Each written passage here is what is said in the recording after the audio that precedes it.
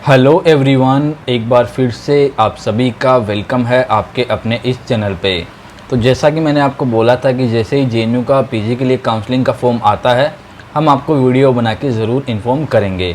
तो आज के इस वीडियो के अंदर हम लोग देखने वाले हैं कि कैसे आपको जो है इसका फॉर्म फिल करना है बिना किसी मिस्टेक के। तो चलिए हम लोग अपनी इस वीडियो को स्टार्ट करते हैं। और मैं वीडियो को स्टार्ट करूँ उससे पहले मैं आपको एक क्लियर कर देता हूँ कि यहाँ पे आपको जो भी एक्स्ट्रा मार्क्स, जो भी एक्स्ट्रा पॉइंट वगैरह मिलते हैं, तो जब आप फॉर्म यहाँ पर फिल करते हैं उन चीज़ों का ध्यान रखते हैं तो ही जाके आपको उसका बेनिफिट मिलता है। जैसे सपोज दैट कि सिंगल गर्ल चाइल्ड होती है तो वो अगर येस और नो पे ध्यान नहीं देती है तो फ़ायदा कैसे मिलेगा, समझ लो। ऐसे डेप्रीवेशन पॉइंट वाला ऑप्शन आता है तो अगर आप वहाँ ध्यान नहीं देते हो तो फिर वो कैसे मिलेगा। इसीलिए बोल रहा हूँ कि इन सारी बातों का आपको यहाँ पर ध्यान रखना है ताकि आपको आगे कोई भी प्रॉब्लम नहीं हो, आपका फॉर्म बिल्कुल सही अच्छे से जो है फिल हो जाए। ओके, अब हम लोग अपनी वीडियो को स्टार्ट करते हैं। होपफुली आप लोग वीडियो को ज़रूर लाइक करेंगे। चैनल पर नए हैं तो चैनल को सब्सक्राइब कर लीजिए ताकि आपको इसी प्रकार की इन्फॉर्मेशन आगे भी मिल सके। और टेलीग्राम चैनल को भी ज्वाइन कर लेना, लिंक मैंने वीडियो के डिस्क्रिप्शन बॉक्स में आपको दे दिया है। अब यहाँ पे आपको सबसे पहले ऑफिशियल वेबसाइट पे आना है जिसका लिंक आप लोग यहाँ पर देख सकते हो, jnu.e.jnu.ac.in। ठीक है, यहाँ आने के बाद आपको सबसे पहले ये क्लियर कर दूँ कि 10 अगस्त तक आप फॉर्म फिल कर सकते हैं। तो कोई भी जल्दीबाजी नहीं करनी है, आपको अच्छे से फॉर्म को फिल करना है। सबसे ऊपर वाला जो लिंक है वो है MA, MSc और MCA के लिए। उससे नीचे वाला है MTech, MPH और PG डिप्लोमा के लिए। उससे नीचे वाला है एडवांस डिप्लोमा के लिए इन मास मीडिया। ठीक है, और सबसे नीचे वाला यहाँ पर है DOP वाले जो कोर्सेस है उनके लिए। सबका डेट सेम है, 10 अगस्त लास्ट डेट है। ओके, तो अपने को जिसमें सबसे ज़्यादा स्टूडेंट अप्लाई करेंगे मतलब MA, MSc फिर या फिर MCA के लिए। वैसे सबके अंदर प्रोसेस सेम ही रहेगा। ठीक है, प्रोसेस सेम ही रहेगा, बस आपका प्रोग्राम वगैरह वो चेंजेस आपको देखने को मिलने वाले हैं। तो सबसे ऊपर वाला जो है क्लिक है to apply for MA, MSc, MCA thought CUET PG, इस पर क्लिक कर देना है। जैसे आप क्लिक करेंगे तो कुछ इस तरीके का इंटरफेस हमारे सामने शो करेगा। Just wait. तो यहाँ पे आपको 4 स्टेप फॉलो करने हैं बेसिकली। फर्स्ट में आपको पर्सनल जो डिटेल है वो देनी है, लाइक जिसमें आपको अपना नाम, फादर्स नेम, एड्रेस वगैरह, आधार डिटेल, यही सारा कुछ देना है। ठीक है। सेकंड में आपको एजुकेशन जो क्वालिफिकेशन डिटेल है, लाइक 10th का, 12th का, ग्रेजुएशन का, वो सारा देना है। ओके, देन फिर आपको फ़ोटो और सिग्नेचर अपलोड करने हैं और लास्ट में आपको पेमेंट कर देना है। इनकी अच्छी बात मुझे क्या लगती है कि ये सिलेक्शन होने से पहले आपसे कोई भी डॉक्यूमेंट नहीं मांगते हैं और ये मुझे काफ़ी अच्छा लगता है। और अगर जो है आपका सिलेक्शन हो जाता है और उसके बाद ही ये सारे डॉक्यूमेंट आपसे मांगने वाले हैं, चाहे वो आपका 10th का मार्कशीट हो, 12th का मार्कशीट हो, ग्रेजुएशन का हो, माइग्रेशन हो, ठीक है, कैरेक्टर सर्टिफिकेट हो, जो भी चीज़ें है वो सब आपसे बाद में मांगा जाएगा, एफिडेविट वगैरह। तो यहाँ पे 2 ऑप्शन आ रहे हैं, एक तो न्यू रजिस्ट्रेशन का आ रहा है और एक साइन इन का आ रहा है। अपने को न्यू रजिस्ट्रेशन पे क्लिक कर देना है। ठीक है, इस पे जैसे आप क्लिक करोगे तो यहाँ आपको क्लियर किया हुआ है कि जनरल, OBC और EWS के लिए 300 रुपये फ़ीस लगेगी और SC ST और PWD के लिए 150 रुपये फ़ीस लगेगी, जो कि आपको रिफ़ंड नहीं होगी आई थिंक। ठीक है, यहाँ पे कुछ बातें जो कि गाइडलाइन है वो लिखी हुई है, तो खैर फॉर्म में हम लोग इनको देख लेंगे, कोई दिक्कत नहीं है। आपको एग्री वाले बटन पे क्लिक करना है और क्लिक है टू प्रोसीड पे क्लिक कर देना है। अब यहाँ पे आपको अपना CUET का जो एप्लीकेशन नंबर है वो देना है और आपका जो डेट ऑफ बर्थ है वो देना है और ये सिक्योरिटी कैप्चा फिल करके और आपको लॉगिन कर लेना है। देखिए NTA से जो है JNU ने आपका जो डेटा है वो ऑलरेडी ले लिया है। ठीक है, आपका जो डेटा है वो ऑलरेडी यहाँ पर ले लिया है, तो आपको कोई भी यहाँ पर प्रॉब्लम नहीं होने वाली है। आप बस अपना एप्लीकेशन नंबर और डेट ऑफ बर्थ दर्ज कीजिएगा और उसके बाद ये सिक्योरिटी कैप्चा फिल करके जो है आप लॉगिन कर लेना। उसके बाद सारा डिटेल NTA ऑटोमेटिक आपके सामने यहाँ पर शो कर देगा। आपका नाम, फादर्स नेम, आपका ईमेल, मोबाइल नंबर, वो सारी चीज़ें ऑटोमेटिक आ जाएगी क्योंकि NTA से वो डेटा जो है JNU ले चुका है। तो हम लोग ये फटाफट से सारी चीज़ें फिल करते हैं और उसके बाद सीधे हम जो है डैशबोर्ड में लॉगिन कर जाते हैं। तो हमने जैसे ही डैशबोर्ड के अंदर लॉगिन किया यहाँ पर, तो जो है अपना नाम, फादर्स नेम, ये सारी चीज़ें जो है आप मतलब जो नेक्स्ट स्टेप आ रहा है उसमें आपको ये सारी चीज़ें जो है फिल करनी है। कुछ चीज़ें आपकी यहाँ पर ऑटोमेटिक फिल होके आएगी, मेरे वाले में नहीं आ रही है बट आपके में ऑटोमेटिक आएगी, जैसे father's name, mother's name, date of birth, email, ये सारी चीज़ें ऑटोमेटिक आ जाएगी अगर आपने JNU के लिए रजिस्टर करा है तो। और अगर आपने नई मतलब वो फॉर्म में ऐड किया था JNU को, जब आपने CUET PG का फॉर्म फिल किया था, तो फिर आप जो है यहाँ पे काउंसलिंग नहीं करवा सकते आई थिंक, क्योंकि विदाउट आपका CUET number, date of birth के ये रजिस्टर ही आपको नहीं करने देगा, जैसा कि मैं यहाँ पे चेक कर पा रहा हूँ। ठीक है, तो यहाँ पे आपको अपना फादर्स नेम, यहाँ पे mother's name, date of birth, यहाँ पे ID में आप कोई एक जो है आधार वगैरह यहाँ पे यूज़ कर सकते हैं, आधार का 4 डिजिट आपको यहाँ पे डालना होगा। यहाँ आपका ईमेल आ जाएगा, यहाँ आपका ये मोबाइल नंबर आ जाएगा, यहाँ आपको कोड में जो है इंडिया कर देना है। उसके बाद यहाँ से आपको अपना जो एड्रेस है वो फिलअप करना है, बिल्कुल सही फिलअप करिएगा एड्रेस। ठीक है, आपका यहाँ पे कंट्री आ जाएगा इंडिया, यहाँ पे आपका जो भी स्टेट है, आप जिस भी स्टेट से है वो यहाँ पर आ जाएगा। ठीक है, लाइक आपका जो भी स्टेट है वो आप अपने हिसाब से यहाँ पर फिलअप कर देंगे। यहाँ आपको अपना जो डिस्ट्रिक्ट है वो फिलअप करना होगा और यहाँ आपको अपने पिन कोड नंबर डालने हैं। और अगर आपका करंट और परमानेंट दोनों सेम है, करंट और परमानेंट दोनों आपके सेम है, तो आपको क्या करना है, कुछ भी यहाँ पे नहीं करना है, आपको सिंपली जो है इस वाले बटन पे क्लिक कर देना है। देन ये ऑटोमेटिकली जो है यहाँ पे सारी चीज़ें फिल कर देगा। ठीक है, ऊपर वाली नीचे आ जाएगी, नीचे वाला आपको नहीं फिल करना है। उसके बाद यहाँ पे आपको एक पासवर्ड बनाना है।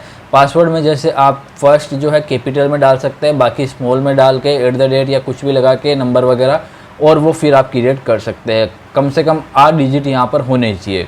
उसके बाद यहाँ पे एक सिक्योरिटी कैप्चा दिया गया है, आप इसमें कुछ भी चॉइस करके और यहाँ पर जो है इसको आप फिल करेंगे। उसके बाद ये जो यहाँ पर दिया गया है आपका जो एंटर सिक्योरिटी पिन है वो आपको यहाँ पर एंटर करना है और उसके बाद आप इसको सबमिट कर देंगे। अब जैसे ही आप इसको सबमिट करेंगे तो सबमिट करने के बाद किस तरीके का इंटरफेस आता है वो एक बार मैं आपको क्लियर कर देता हूँ। तो यहाँ पर आप लोग देख पा रहे होंगे कि ये जो है 2 चीज़ों के लिए पूछ रहा है। एक आपका यहाँ पे मोबाइल नंबर पे OTP गया है और एक ईमेल पे, दोनों में से एक आप यहाँ पे वेरीफाई करवा दीजिए, देन आप जो है फॉर्म को फिल कर पाएंगे। तो हम दोनों में से एक को जो है वो वेरीफाई करवाते हैं, दोनों में से एक को वेरीफाई करवाते हैं क्योंकि हमारे पास OTP आया है, तो उस हिसाब से हम जो है आपको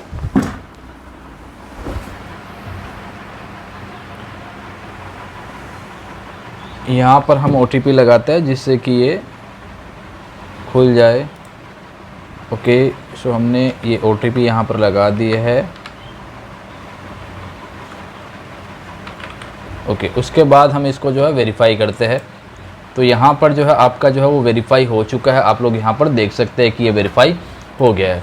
अब उसके बाद यहाँ पे जो है कंप्लीट एप्लीकेशन फॉर्म का ऑप्शन आ गया है, तो इस पे जाके हम लोग जो है कंप्लीट फॉर्म को करेंगे। ठीक है, यहाँ पे पर्सनल डिटेल अपनी आ चुकी है। उसके बाद अपने को जो क्वालिफ़िकेशन जो डिटेल है वो यहाँ पे मतलब एप्लीकेशन जो फॉर्म है अपना वो कंप्लीट करना है। उसके बाद अपने को फ़ोटो सिग्नेचर अपलोड करना है और लास्ट में अपने को क्या करना होगा, पेमेंट यहाँ पर करना होगा। ओके, तो ये सारी चीज़ें अब मैं आपको फटाफट से बता देता हूँ।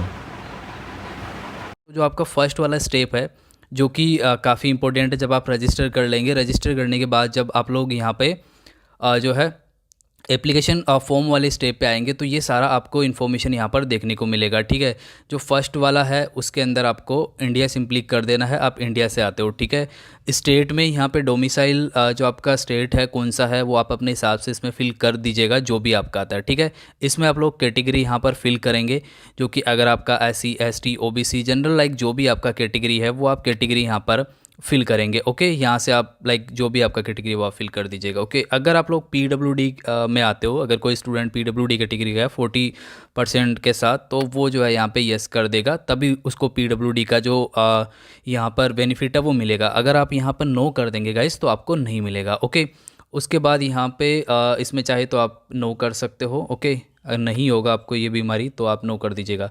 यहाँ पे फिर ये इंपॉर्टेंट ऑप्शन है जो डिफेंस कोटा वाले स्टूडेंट आता है एक्चुअली, तो यहाँ पे आप लोग डिफेंस के अंदर अगर आपके फादर वगैरह आर्मी में आते हैं, इसका एक कैटेगरी है एक्चुअली, JNU का जो एडमिशन पॉलिसी है उसमें कैटेगरी दी हुई है कि इस कैटेगरी में आप लोग आते हो डिफेंस के अंदर। अगर आप एक्चुअल में हो तो आप ये इसमें यस करिएगा, और जब आपका इस कैटेगरी में सिलेक्शन होगा तो आपसे सर्टिफिकेट वगैरह भी सब कुछ ये लोग मांगेंगे, तो उस हिसाब से आप इसमें यस करिए अगर एक्चुअल में आप आते हो तो। ओके, अगर आप कश्मीरी माइग्रेंट है तो आप इसमें यस करिए, अदरवाइज़ आप नो करिए। आप कौन से एरिया से यहाँ पे बिलोंग करते हैं वो आप इसमें फिल कर सकते हो, दोनों में से आप जिस एरिया से बिलोंग करते हो। ठीक है, आपका ब्लड ग्रुप यहाँ पे फिल करना, जितने भी ये ऑप्शन आपको दिख रहे हैं जिन पे स्टार लगा हुआ है ना, ये आपको फिल करना ही पड़ेगा गाइस। ओके, यहाँ पे इनकम है, सॉरी ब्लड ग्रुप मैंने बोल दिया, यहाँ पे इनकम है, तो आपका कितना जो इनकम है वो आप लोगों को यहाँ पर देना पड़ेगा। ये फैमिली इनकम पूछता है एक्चुअली, आपका इनकम नहीं पूछ रहा है, फैमिली का कितना इनकम है वो ये पूछ रहा है।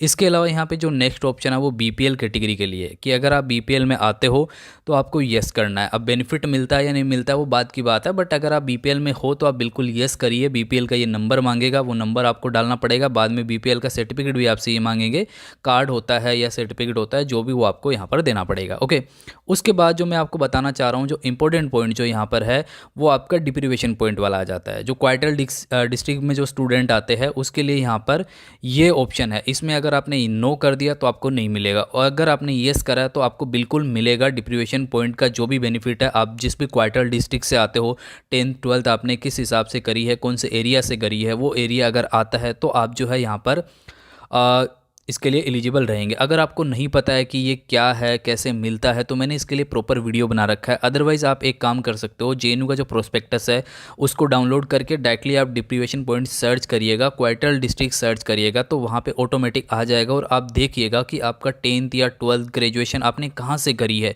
क्या ये क्वार्टर डिस्ट्रिक्ट है, वो जो एरिया है उसका नाम है, उसी एरिया से अगर आपने किया है तो आप इसमें यस करिए ताकि आपको उसका बेनिफिट मिलेगा इस। ओके, यहाँ पे ये स्कूलिंग पूछ रहा है कि स्कूलिंग आपने प्राइवेट करी है, गवर्नमेंट करी है या फिर अदर करी है।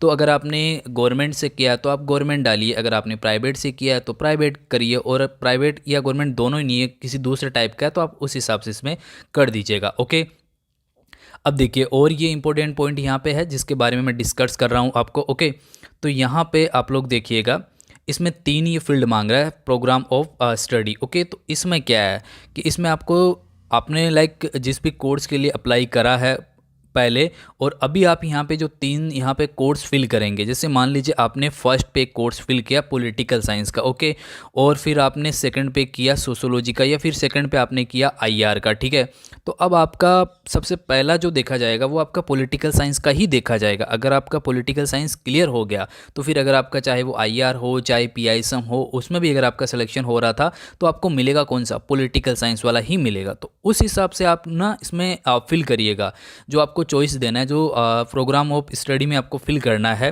जैसे फर्स्ट फील्ड ऑफ स्टडी, तो इसमें मैंने आपको बताया कि आपने जो कोड यहाँ पे फिल किया था, अगर उसमें 2 से ज़्यादा सब्जेक्ट आते, जैसे मैंने बताया आपको ये पॉलिटिकल साइंस वाला जो कोड था 42 वाला, उसमें 3 कोर्स है जेएनयू के, तो आप तीनों कोर्स यहाँ पे ऐड करेंगे। लेकिन आपको कौन सा जो कोर्स है वो सिलेक्ट करना, मतलब अगर आपको आईआर में जाना है तो आप आईआर को फर्स्ट पे डालिए, अगर आपको पॉलिटिकल साइंस में जाना है तो आप पॉलिटिकल साइंस को फर्स्ट पे डालिए, पीआईएसएम में जाना है तो पीआईएसएम में फर्स्ट में पीआईएसएम को जो है फर्स्ट पे डालिए, तभी जो है आपको उसमें एडमिशन यहाँ पे इजीली मिल पाएगा। क्योंकि अगर आपने पीआईएसएम को थर्ड पे डाल दिया और पॉलिटिकल साइंस को फर्स्ट में डाल दिया, लेना आपको पीआईएसएम था और आपका पॉलिटिकल साइंस फर्स्ट में आपने डाला, तो पॉलिटिकल साइंस का जो क्राइटेरिया जो कट ऑफ है अगर आप क्लियर कर गए तो आपको पॉलिटिकल साइंस में ही एडमिशन मिलेगा। फिर पीआईएसएम आपका थर्ड लिस्ट में था ना, थर्ड ये फील्ड ऑफ स्टडी में था, तो फिर आपको वहाँ पर एडमिशन नहीं मिलेगा, आपको मिलेगा फर्स्ट वाले में। तो उस हिसाब से आपको जो लेना है ना एक्चुअल में आप वही फिल यहाँ पर करिएगा। ओके, यहाँ पर देखिए इन्होंने एक जो कॉलम ऐड करा है वो आपका यहाँ पर आपको दिख रहा होगा, CUET PG एग्ज़ाम पेपर, यहाँ पे लिखा हुआ है CUET PG part A,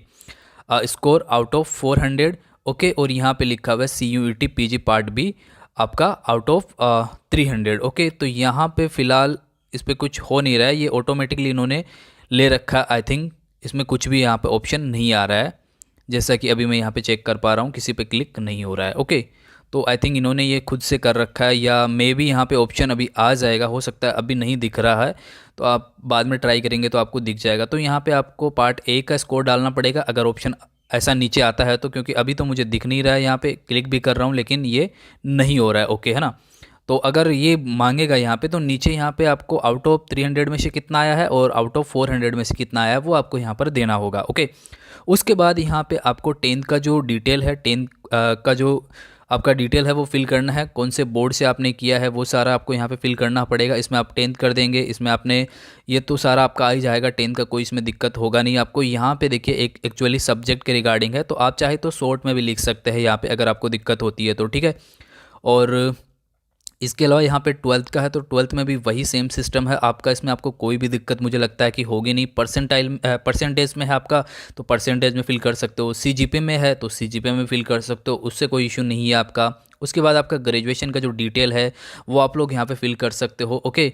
and यहाँ पे अगर आपका रिजल्ट नहीं आया तो आप अपेयरिंग फिल कर सकते हो, फिर आपसे कोई भी डिटेल नहीं मांगेगा, उसमें भी आपको जो है कोई घबराने वाली बात नहीं है गाइस, ठीक है।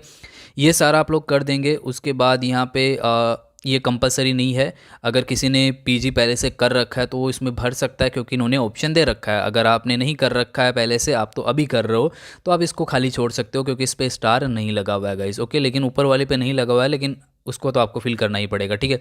अदर क्वालिफिकेशन में अगर आप लोग कुछ करना चाहते हो तो आप वो भी यहाँ पर कर सकते हो। अगर आपने कोई अलग से कोई कोर्स कर रखा है, डिप्लोमा कोर्स लाइक या अदर जो भी लाइक कर रखा है आपने, वो अपने हिसाब से आप फिल कर सकते हो, इसमें आपको कोई प्रॉब्लम नहीं आएगी। यहाँ पे ये JNU ग्रुप के लिए पूछ रहा है, तो मे भी आप नहीं होंगे, ग्रुप अभी CD वगैरह होता है। एम्प्लॉयर है आप तो यस करिए, अदरवाइज़ आप नो कर सकते हो, ठीक है। एंड आपकी बॉडी पे कोई मार्क है तो आप उसको यहाँ पर ऐड कर सकते हो, अदरवाइज़ आप इसको भी फिल कर सकते हो, ओके। यहाँ पे कुछ एडिशनल जो इन्फॉर्मेशन है वो दी गई है कि आप JNU के स्टूडेंट हो या नहीं हो, तो आप इसमें येस कर सकते हो, अदरवाइज़ नो कर सकते हो। आप किसी यूनिवर्सिटी में अभी जो है प्रेजेंट टाइम में पढ़ रहे हो तो आप येस कर सकते हो, अदरवाइज़ आप नो कर सकते हो। उसका नाम वगैरह सारा कुछ यहाँ पर देना पड़ेगा। आप कोई एम्प्लॉयर हो तो आपको इसमें येस वगैरह करना होता है, अदरवाइज़ नो कर सकते हो। यहाँ पे पेरेंट्स का जो डिटेल है इस कंपलसरी है, सब पे स्टार लगा हुआ है, तो आप इसको बिल्कुल सही फिल करिएगा। कई बार स्टूडेंट जैसे पूछते हैं कि सर इससे कोई दिक्कत होगा क्या? कोई दिक्कत नहीं होगा यार, जो आपका है वही एक्चुअल में भरिए ना, आप गलत बिल्कुल मत भरिएगा, जो आपका है वही आप फिल करिएगा इसमें, ओके। उसके बाद ये जितना भी हमने ऊपर सिलेक्ट करा था वो सारा कैटेगरी आपको जो है यहाँ पे ये जो ऑप्शन है इन सब पे टिक करना, एग्री करना, और उसके बाद आपको सबमिट कर देना है। देन फिर आगे का जो स्टेप आपका आएगा वो आपका आएगा यहाँ पे फ़ोटो और सिग्नेचर अपलोड करने वाला। उसमें आपको कोई दिक्कत नहीं होगी। मेन जो मैं आपको बताना चाह रहा था वो यही एक्चुअली स्टेप है जो कि आप लोगों को केयरफुली जो है फिल करना है, और उसके बाद आपका केवल इमेज और जो आपका सिग्नेचर है वो आपको अपलोड करना है, और लास्ट में आपको पेमेंट कर देना है। देखिए, पेमेंट के लिए मैं आपको बताना चाहूँगा कि पेमेंट आप बिल्कुल केयरफुली फिल करिएगा। UG के कोर्सेज़ में काफ़ी स्टूडेंट को दिक्कत आया था कि पेंडिंग बताने लग गया, पेमेंट कर दिया, उसके बाद भी पेमेंट जो है पेंडिंग बता रहा था, तो फिर उस स्टूडेंट को दोबारा से करना पड़ा। तो आप ऐसे फ़ोन से करते हो तो फ़ोन में क्या है, एक तो आपका डेस्कटॉप मोड वाला ऑप्शन आता है, तो आप उसमें अगर सही से करेंगे तो सारे स्टेप जो है अच्छे से दिखते हैं। जैसे मैंने अभी ना इसको यहाँ पे डेस्कटॉप मोड में इसको नहीं कर रखा है, लेकिन ये टेब है तो इसमें तो सारा कुछ अच्छे से दिख जाता है, ये ऑटोमेटिक ले लेता है। बट अगर आप फ़ोन से ट्राई करेंगे ना तो इसको डेस्कटॉप मोड में रखिए, ताकि सारा कुछ आपको बिल्कुल अच्छे से यहाँ पे दिखाई दे, और उसके बाद जब आप पेमेंट करें तो सारे ऑप्शन उसी तरीके से आए और आप इजीली उसको कर पाए। बाकी मेरा सजेशन आपको ये रहेगा कि आप ना लैपटॉप से ट्राई करिए, तो आपको कोई दिक्कत यहाँ पर नहीं आएगा। और एक चीज़ और मैं आपको क्लियर कर देता हूँ, क्योंकि बाद में मुझे पता है कि ये इशू आएगा और आप लोग पूछोगे। जैसे आपने सब कुछ कर दिया और जब आप कन्फर्मेशन पेज यहाँ पे डाउनलोड करोगे, जैसे UG वाले स्टूडेंट को ये दिक्कत आया था, जैसे मोबाइल नंबर लिखा, जो कोड वहाँ पे जो आता है उसमें कुछ एरर दिख गया या कैटेगरी में कुछ एरर दिख गया, तो वो ना यहाँ पे एक्चुअली हो सकता है सर्वर का एरर हो, क्योंकि आपने तो सारी चीज़ें सही फिल करी है, तो वो चीज़ ना बाद में सही हो जाती है। उसके लिए आप टेंशन मत लेना कि सर यहाँ पर ये क्या आ गया, मैंने तो क्या फिल करा था। ये पिछली बार भी स्टूडेंट को प्रॉब्लम हुआ था, और अभी UG में जो स्टूडेंट अप्लाई कर रहे थे उनको भी ये प्रॉब्लम जो है आया था, इसलिए मैं आपको बोल रहा हूँ, तो घबराना मत आप लोग, ठीक है। सो होपफुली अब आपको सारा कुछ समझ में आ गया होगा। तो बस इस वीडियो में यही इन्फॉर्मेशन आपके साथ शेयर करनी थी। होपफुली आज का वीडियो आप सभी के लिए यूजफुल रहा होगा। सो प्लीज़ वीडियो को लाइक करिए, चैनल पर नए हो तो चैनल को सब्सक्राइब कर लीजिएगा। वीडियो देखने के लिए आप सभी का फिर से दिल से शुक्रिया।